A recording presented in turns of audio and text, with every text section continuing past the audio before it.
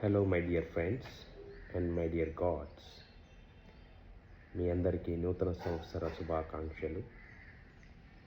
2026 ఈ సంవత్సరాన్ని silence of the year అని అనుకోవచ్చు. ప్రతి ఒక్కరూ